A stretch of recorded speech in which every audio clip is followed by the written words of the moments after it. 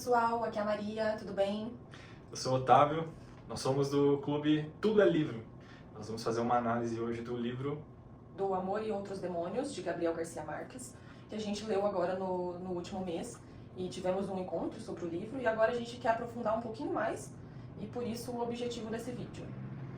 Isso aí. Qual foi a sua nota, Maria? De 1 a 5 a minha nota foi 4.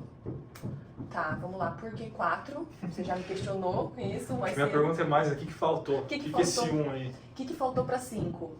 Bom, como eu já tinha comentado com o Otávio, também comentei com algumas pessoas do clube, pra mim faltou me conectar um pouco mais com o livro. Não era aquele livro que eu lia e eu sentia uma vontade enorme de continuar lendo, não parar, e quando eu parava eu queria voltar. Não consegui ter essa conexão com o livro, apesar de achar o livro bom. Eu gostei do livro, gostei da história, gostei da forma como foi escrito, mas eu sempre falo que a nota pra mim, ela é muito pessoal. Eu não consigo dar uma nota, porque é óbvio que se a gente for pensar numa nota de forma técnica, não teria como não dar 5 pro livro. Sim. Mas eu sempre vou levar em consideração o impacto daquilo pra mim. Então, pra mim, como não foi um livro que, apesar de gostar, de ser bom, de achar a história boa, não era aquele livro que eu não colou. E aí, como não teve essa conexão toda, pra mim, perdeu um pouquinho. E o outro ponto eu achei o livro muito rápido. Ele é um livro curto, eu não lembro agora quantas páginas, mas umas 200. 200. Ele é um livro curto, então e com muito conteúdo, então tudo acontece muito rápido, as histórias acontecem muito rápidas, e aí parecia que em um parágrafo tudo mudava e eu falava, meu Deus, calma lá, eu preciso respirar um pouco, parece que faltou mais história ali. E acho que por isso também um pouquinho menos de nota, mas no geral eu gostei muito. E a sua? Não, isso é legal porque, inclusive no livro anterior lá, que era do Relatos de um Gato Viajante, eu dei uma nota alta justamente porque eu gostei da leitura. Não achei nada tão... Não tinha nada tão aprofundado, mas a leitura foi boa. E todo mundo deu uma nota menor. Menor, exatamente. Então é sempre... Essa parte subjetiva ela é importante mesmo. Eu dou 5 estrelas, porque é um livro muito bem escrito. É um livro que consegue tratar de vários assuntos ao mesmo tempo. E tem muitos recursos ali literários que ele consegue juntar de uma maneira muito coesa. Então, por esse motivo, embora eu também concorde que é uma leitura que não é tão fácil, a gente tem que estar com o dicionário do lado. Verdade. E aí você fica pausando a sua leitura para tentar entender, para aquela frase fazer sentido. Então, concordo que não é uma leitura fácil, mas mesmo assim eu acho que... E isso também é mérito dele. E eu não sei se talvez porque também é um livro escrito na década de 90, ou eu não sei se talvez ele tivesse na nossa época, fosse um livro com uma linguagem um pouco mais fácil. Eu acredito. Ou será que é do estilo dele mesmo? É engraçado, porque parece muito a escrita do século Passado. XIX. Uhum. Então, lá o início do século mais, XX... porque o livro foi escrito no século XX, né? Então você acha que ela é uma escrita mais do século mais passado ainda, Mas caso, lá né? no finalzinho, eu até comentei, né? Me lembrou muito a escrita do Machado de Assis. Verdade, você comentou isso. Então pegar ali finalzinho do século XIX, início do século XX, parece essa mesma linguagem, esse mesmo vocabulário. Uhum. Então, inclusive eu não sabia quando tinha sido publicado, eu não me atentei a isso no início da leitura. Me espantei quando soube que era 94. Você achou que era muito novo? Acho novo demais. Não imaginei que fosse tão antigo, né? Mas eu imaginei que fosse por ali década de 70. Por aí. Uhum. Então, até porque no prólogo tem isso, né? Ele fala lá, na década de 50 que aquela situação aconteceu. É verdade, que isso é uma coisa legal, porque a gente até ali comentando no encontro, né? Sobre a inspiração pro livro em si.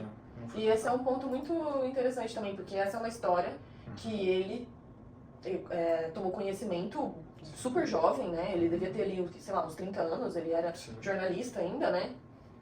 E aí depois, tanto tempo depois, meu Deus, sei lá, 40 anos depois, ele acabou decidindo escrever um livro inspirado naquela história. Engraçado isso. Porque, se for pensar bem, acho que por isso que também eu talvez tenha pensado que tivesse sido escrito antes, porque talvez fosse uma coisa mais breve para ele. Ó, tive essa ideia, essa inspiração, já vou escrever sobre isso.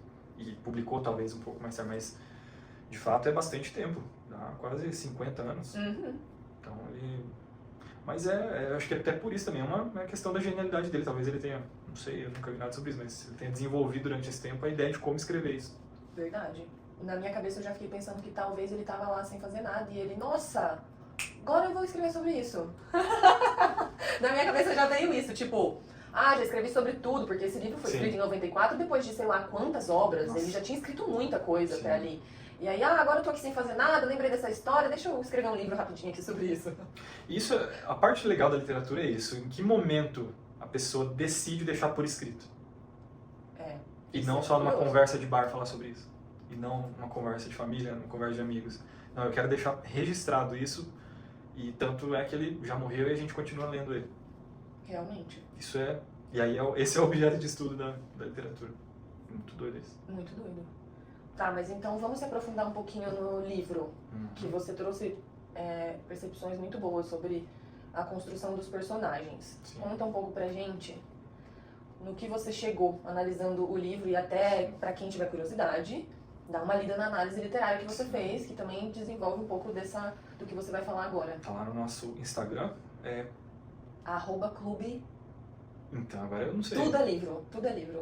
Tudo é livro. Não, @clube tudo é livro. Clube tudo é livro. É isso aí. Assim, pra mim, porque a gente tem que analisar o seguinte, né? Então são vários, numa análise literária a gente tem diversos aspectos. Mas pra mim, pelo menos, a construção dos personagens foi a mais bem elaborada de todas. E é o ponto central do que ele quer tratar, né? Então a gente, inclusive, talvez, não sei quem esteja assistindo, não saiba do que se trata o livro. E Essa é uma boa... Eu já estava aqui pensando, a gente vai ter que fazer um vídeo para poder porque eu sempre separo assim, então vamos fazer uma análise literária. Você tem que saber o que se quer contar e como se conta o que se quer contar. Então, o que ele queria contar? A história base? Isso. Bom, o livro... Vou falar da sinopse do livro, né? Isso. O livro conta a história de uma adolescente que vai fazer 12 anos, né? Ela vai fazer uma festa de aniversário de 12 anos. Ela se chama Sierva Maria. E ela vai com uma criada para um centrinho comprar algumas coisas pro aniversário dela, né? E nesse centrinho ela tá andando com a criada e por acaso passa um cachorro correndo e acaba mordendo algumas pessoas e além disso morde o tornozelo dela. Não tem no livro muito claro o tempo que ele se passa, mas imagina-se que ali no século XVIII não tinha cura para a raiva e a raiva era uma doença que matava muita gente, né? E o que se levantou era que esse cachorro tivesse raiva e que talvez ela tivesse contraído essa doença. E, enfim, e aí a história começa a se desenrolar em cima da possível raiva que ela possa ter. Ela é filha de um marquês, é um ponto de importância, mas ela foi criada basicamente pelos escravos, porque o pai e a mãe dela não gostavam dela. Ela realmente não foi nem criada na casa junto com os pais, ela foi criada junto com os escravos. E quando aparece essa suspeita da raiva, o pai dela muda completamente, então ele não é um pai que não gosta dela, mas ele muda completamente, talvez pelo medo de perder ela, e aí começa a cuidar dela, começa a fazer tudo que ele poderia fazer com a filha, ele começa a fazer, e até que chega aos ouvidos da igreja, tudo que está acontecendo, e aí o bispo convoca o pai dela para expor que eles suspeitam que ela está possuída por demônios e que ela precisa ser presa, internada num convento, para que pudessem exorcizá-la. E aí, enfim, tem outros pontos da história, mas que eu acho que com a análise fica mais fácil de ir explicando. Isso é legal. Aqui é o melhor começo justamente por isso. Então isso é o que se quer contar. A gente parte disso para entender como isso foi contado. Porque vendo assim parece uma história simples. Parece simples. De maneira até objetiva. Uma menina de 12 anos, que pertencia à aristocracia colombiana, foi mordida por um cachorro e, sem saber ou não se ela tinha raiva, as duas autoridades daquele período, a medicina, não tão bem desenvolvida, e a igreja, que também tinha um poder muito grande, ficaram debatendo ali para tentar entender e curar a menina. Então, de forma simples é isso. Agora, como você quer contar? Aqui vem o detalhe, né? Então, você falou do tempo, até começando por isso, é um bom começo. Não está especificado. Não tem nada especificado quando exatamente aquilo aconteceu. Então, a gente parte ali de algo real, que a gente tratou, que é o que tem no prólogo, que é o convento de Santa Clara, mas já como análise a gente pode identificar que, justamente por não ter um tempo marcado, ele está fazendo um retrato de todo o período da colonização. Então a gente sabe que na América Latina, no Brasil, muitos países já tinham abolido a escravidão e na América Latina isso permanecia. O Brasil foi talvez o último. E então E esse retrato. até o local não é um lugar, não tem nada que demonstre o local onde a história se passa, né? Exato. A gente sabe que é um local onde foi colonizado pela Espanha, porque isso se fala no livro. Isso. Mas não fala realmente aonde se passa, né? E, na verdade tem... Ou fala? Fala que trata, é porque o convento ele realmente existe. Sério? Sim, sim. Eu não sabia disso. Então aí com isso a gente consegue... eu só não me lembro o nome do lugar, mas ele em alguns momentos do livro... Cartagena, porque eu vi algumas pessoas falando que era nessa cidade, que se deduzia que era nessa cidade, mas que não tinha nada claro que dizia. Não, é essa mesmo, Então, e esse é um ponto legal também, porque quando se fala do Gabriel Garcia Marques, se fala do realismo. Exatamente por esse motivo. Sim. Então você sabe que é uma coisa real e não tem nada de fantasioso nessa história. Apesar de livros dele ser de realismo mágico, né? Então. Que é aquela coisa do sobrenatural. Sim. Que foi até isso que eu comentei no encontro, que eu achei que me surpreendeu, porque eu tava esperando um sobrenatural no livro. Alguma mas coisa de nada sobrenatural eu achei que tem. É muito real, na verdade. Exatamente. E isso, dependendo do leitor, a gente pode questionar, será que isso aconteceu mesmo? Então isso é verdade ou não é? Mas assim, né, ele deixa claro lá no prólogo que é a tentativa dele de juntar as duas coisas que ele estava vendo. A história real lá do que achou nas escavações lá do convento. Isso, com a história que ele conhecia da infância. Então, ele juntou essas duas coisas de uma maneira muito boa. Então, eu acredito que o tempo é esse retrato do período todo. Para não deixar marcado isso, tanto que também a gente liga isso com a construção dos personagens. Todos esses personagens são tipos da época. Sim. A gente tem o pai, a mãe, o bispo, o padre, o médico. E isso é todo o retrato ali daquele período. Por isso que ele já é uma marcação ali, o tempo já é uma marcação literal importante. Então, acho que é um bom começo, assim, analisar pelo tempo.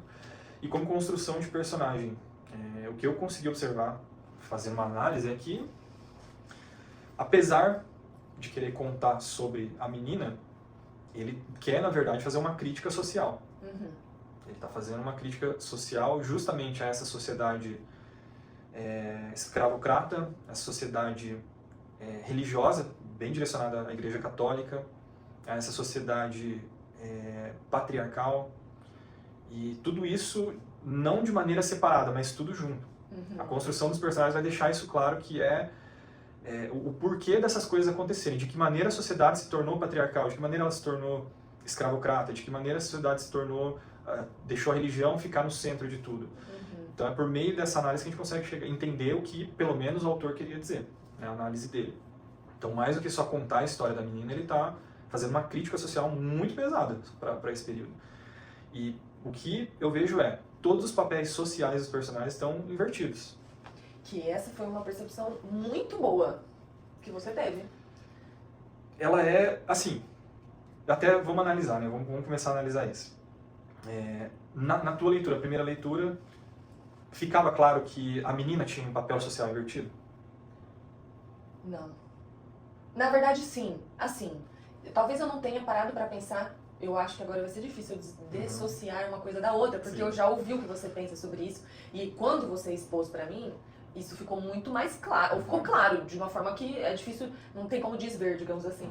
Mas é claro que quando você lê e vê que a menina, ela é filha de burguês, né? O pai dela é um marquês, fazendeiro, extremamente rico, poderoso, e ela é criada por escravos. Ela fala diversas línguas africanas, ela sabe fazer orações de religiões africanas, ela anda cheia de colares africanos. É óbvio que quando você lê, você fala, nossa, no mínimo diferente, né? Exatamente. Mas enquanto eu lia, eu não conseguia enxergar que isso talvez pudesse ser algo proposital para demonstrar essa inversão do papel do que se esperava de uma menina branca, filha de um marquês. Não era isso que se esperava. E essa é a parte legal, eu tratei disso lá na análise, que até no livro fala, né? Que é uma coisa que é uma das partes que eu gosto, assim, do livro. Quando ela é colocada próxima da cultura africana, ela se sente pertencente. Que é uma coisa que eu achei boa, assim, de ler no livro, que eu gostei, que me... Enfim. Tanto é que ela vai pro convento, e lá no convento ela tá extremamente revoltada, mas quando ela se encontra com pessoas de cultura africana, ela se sente feliz. Isso, e na verdade esse é um ponto legal, que a gente vai tratar disso. Todos os outros personagens, essa inversão é ruim. Daí a gente vai falar que é a causa de todos os males que ele está tratando, que é o racismo. O dela é a inversão boa. Sim. É a inversão que, vamos considerar do ponto de vista dele, é aquilo que deveria ter acontecido. Que essa cultura deveria ter sido, da mesma maneira que ela acolheu, entendeu e se tornou participativa, deveria ter acontecido. E justamente ela, que era a única inversão boa, é a que vai sofrer todas as negativas das ações de todos os outros personagens, de todos, enfim, de tudo que acontece, todo mundo tem ações negativas. Por tudo. Exatamente. É a única que tem, a que não deveria ser afetada é a que foi afetada. Justamente por ter essa inversão. A gente já vai chegar lá também. E daí os outros papéis sociais não são. O pai, que é o todo-poderoso, ele vive encurralado. A esposa... É um cara totalmente sem atitude. Sem atitude, medo dos próprios escravizados dele. Traído pela esposa. Desde o início era um cara que cedeu às vontades do pai. Tudo, sim. Não casou com a mulher que ele queria. Exatamente. Não teve nenhum tipo de ação pra fazer diferente. Exatamente. Então a gente já tem aquele que deveria ser o todo-poderoso, que todos deveriam temer, que todos deveriam fazer a vontade dele, é o contrário. Nós temos o padre, na verdade começando pelo bispo, né? Pela hierarquia maior. Então o bispo, que é quem deveria ser o pastor da igreja, aquele que mais acolhe, aquele que mais tenta ver o ponto de vista das pessoas. Ele é o que mais condena todo mundo. Sim. O padre também, um papel social parecido, mas no caso do padre a gente já vai mais para esse lado da religião mesmo, que ele é quem deveria defender e levar todos os valores da igreja ali. No caso dele, a castidade, os valores cristãos, defender. Tem até uma passagem que é legal quando tem uma conversa com o bispo, o padre e o bispo. Eu não me lembro o autor que o bispo pergunta se ele já tinha lido, que ele ficou surpreso. Nossa, ele é tão culto que ele já leu esse autor. Mas o bispo fica com o pé atrás, porque aquele autor só fala de Deus 2 vezes em toda a obra dele. E aí o padre defende o autor, fala assim, não, essas pessoas veem assim mesmo. Ou seja, ele já começa a sair desse papel social dele de defender a igreja. Então a gente já tem essa inversão. Quem mais? Qual personagem mais? A mãe. A mãe. Que é completamente inversa. Ela tem horror à filha. Desde o início, ela tem aversão à filha dela. E o que se esperava dela. O que se espera de uma mãe é totalmente o contrário, né? Além de ter ela realmente não quer que a menina nem durma na casa, né? Sim. Tem até uma parte que fala que ela não quer que a menina durma na casa, ela chega a ter medo da menina. Sim. E uma das coisas que também tem uma passagem lá que fala que os dois odiavam tanto a menina porque enxergavam nela uma parte deles. Sim. E além dela ter esse papel invertido como mãe, ela também é a mulher que sai de casa, que chega dado momento ela abandona o lar, que não é o que se espera de uma mulher, né? O que acontece geralmente é que os homens abandonam o lar, né? Exatamente. E não a mulher. E foi o pai quem ficou. Exatamente, foi o pai quem ficou. E ele não teve autoridade pra manter ela na casa. Então, tem médico. Verdade, tava esquecendo do médico. O médico, que é um personagem muito bom no livro. Sim. O médico, ele é o inverso do padre, né? Então ele tem essa briga da ciência e religião. As duas possíveis soluções para o problema da menina. O médico é aquele que deveria... aqui fica muito bem marcado isso, assim, desses tipos sociais. O médico, sendo da ciência, é aquele que é ateu, ele fala disso no livro. Ele fala, Sendo ateu, ele não deveria acreditar no papel da religião. Sim. Mas ele acredita muito mais no papel da religião do que o próprio padre. E, além disso, ele é essa pessoa que não teve, justamente também com a ciência, ele não sabia que não tinha o que fazer. E que, possivelmente, a menina nem estivesse com raiva. Sim. E uma passagem boa dele é uma que você comentou com a gente, que ele fala dessa inversão, que você comenta que eles, médicos, cuidam do corpo, Isso. mas que precisam da igreja para cuidar da alma, Exatamente. né? É ele quem diz isso, e não o padre. Então é muito curioso isso, essa inversão. E um outro ponto também, acho que é a última que eu tô lembrando, que você coloca até na análise literária, que é a inversão do papel, que você faz até a comparação entre os escravos, que são jogados ao mar, com o cavalo que é enterrado na Terra Santa. Exatamente. E aí vem esse detalhe, né? Então, nessas inversões de papéis, a gente tem um diálogo entre elas. Elas sempre vão acontecer em forma de diálogo. desse exemplo que eu dei então lá no início, bem no comecinho do livro, Bem no começo. Ele trata lá que as meninas, inclusive, ela só foi mordida pelo cachorro porque elas passaram de um lugar que elas não... Deveriam ter passado. Exatamente, tinham sido aconselhadas, não passem do portal lá. E elas foram para ver porque tinha acabado de chegar um navio. E que já tinha corrido a notícia de que nesse navio teve alguma doença que se alastrou e que quem morria pela doença era descartado no mar. E logo depois, lá, quando o pai vai procurar o médico, né, para tratar da menina, ele comenta sobre o cavalo dele que morreu, sobre o apego que ele tinha ao cavalo e tal. E o Marquês faz questão de enterrar aquele cavalo num cemitério que era para pessoas ricas, da época da peste lá, que ele trata disso. E então a gente já tem esse diálogo, que é, de novo, a inversão... Ele consegue pegar, né? Porque ele pega um fato que aconteceu no começo do livro... Exatamente. E faz um link com uma parte que acontece já na metade do livro. E por isso que ela é extremamente relevante, uma obra relevante, porque a crítica que o Gabriel Garcia Marques está fazendo, ela não está explícita. Sim. Então ali é como se ele estivesse dizendo, olha, o cavalo foi enterrado como gente, os escravizados foram descartados. E nesse diálogo dessas duas coisas aqui, fica a maneira como ele faz a crítica. E aí durante todo o livro vai acontecendo esse diálogo da inversão dos papéis. Que é o que a gente já tratou, o médico tendo que dizer da importância da religião. Sim. Um médico ateu. Um médico ateu tendo que tratar da importância da religião. O pai, que deveria ser aquele que abandona, tendo que acolher a menina e fazer todo o possível, trazer todo mundo que é possível para tentar curar a menina, porque a mãe abandonou. Então, nesse diálogo entre todos os personagens, ele vai acontecendo dessa maneira. Entre o bispo e o padre, a questão da autoridade, entre o pai e o médico, entre o bispo e o médico. Então ela sempre vai acontecer dessa maneira dialógica. E a crítica, ela tá implícita. Implícita. Exatamente. E por isso que a obra trata muito mais dessa análise social do que necessariamente da menina. A gente começou falando do que se quer contar. Ele está mais interessado em falar desse recorte social, usando essa história da menina como fio condutor, do que necessariamente... E aí é onde a maior crítica dele é: esses problemas sociais são causados por essa inversão de papéis e valores de cada indivíduo pertencente à sociedade. Então, nessa inversão de papel, cada um... Inclusive, nós tratamos bastante lá no Dia do Clube também da parte da pedofilia, né? Sim, do romance em si, que acontece no livro, né? Ele não é... Ali é justamente uma crítica, né? Porque só aconteceu esse romance porque o padre está com o papel social dele invertido. Invertido, exatamente. Um padre deveria manter o voto de castidade dele. E ele, justamente nessa inversão de papel, com a menina que está com o papel dela invertido também, as duas coisas se juntam e nesse diálogo que eles vivem, esse romance, acontece algo que não deveria acontecer. Da mesma maneira que não deveria acontecer o cavalo ter sido enterrado como gente, as pessoas terem sido descartadas. Da mesma maneira que... E aqui vem um detalhe que é curioso. Não que o pai devesse abandonar a menina.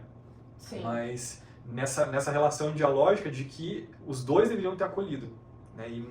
E terem mantido a família ali mais próxima. E, enfim, a menina estava completamente abandonada. Então é nessas relações dialógicas que ele vai deixando clara essa crítica dele. E será que nessa...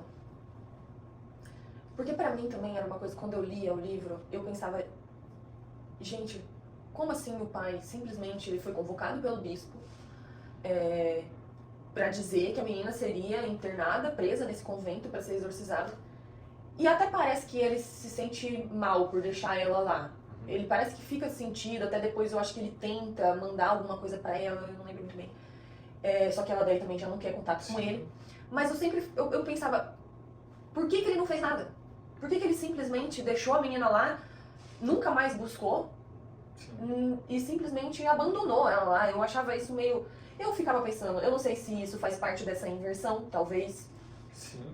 Ou se isso faz parte de todo o poder que a igreja tinha sobre as pessoas na época. Porque me parecia que isso era algo que...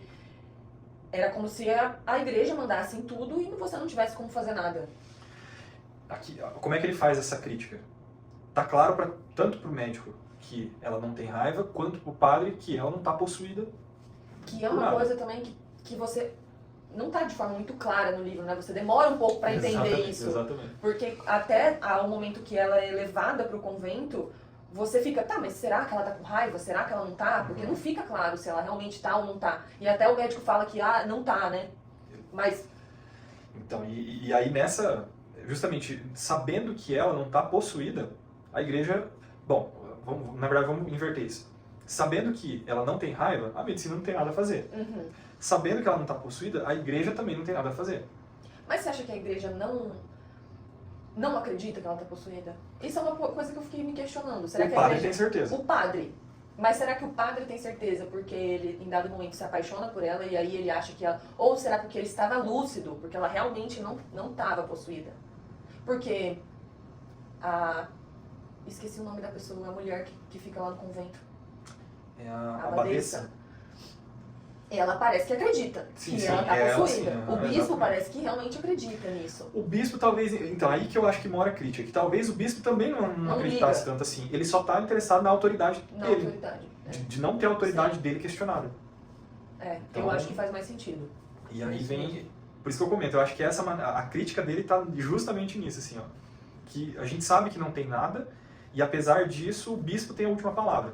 Inclusive, mais do que o próprio pai, que é o que você está perguntando, por que ele abandonou ela? Porque o bispo tem uma palavra maior do que a do próprio pai. Então, é assim que ele vai estabelecendo essa crítica. Qual que é a fonte desse poder? Qual que é a fonte de toda essa influência que a igreja tinha? É essa hierarquia que não podia ser questionada. E pra mim, foi algo que eu fui pesquisar depois, né? Porque isso me gerou curiosidade. Eu fiquei, gente, como assim? Por que a igreja... Primeiro, o que tinha a ver a raiva com a possessão? Eu fiquei encabulada com isso. Eu falei, gente, o que isso tem a ver? Por que de repente a igreja acha que ela está possuída? E aí eu vi que fazia sentido, porque no século XVIII, que foi o século, né, foi a informação que apareceu, talvez antes também se pensasse isso, mas naquela época acreditava-se que a pessoa infectada pela raiva fosse realmente possuída por demônios. Sim. Muito por conta dos sintomas da doença. Então, só que aqui tem uma sutileza no que ele faz, na crítica que ele faz, que é não só por isso, mas a crítica à religião. Exatamente, que aí com o passar do livro você percebe que não é só o fato dela ter sido mordida pelo cachorro e talvez estar com raiva, mas o fato dela falar várias línguas africanas, o fato dela andar sempre com vários colares africanos, fazer orações, enfim. E ela se comunica, né? Ela fala com língua africana em vários momentos. E eles usam, no convento, eles usam isso como forma de justificar que ela realmente estava possuída porque ela estava falando língua que ninguém entendia. E aí vem a crítica dele, que é, então, bom, se ela está fazendo isso é porque ela está possuída pelo demônio. Exatamente. Então... É muito bem construído. Exatamente, é por isso que eu dou 5 estrelas. Não, se você for pensar exatamente dessa forma, não tem como não dar 5 estrelas.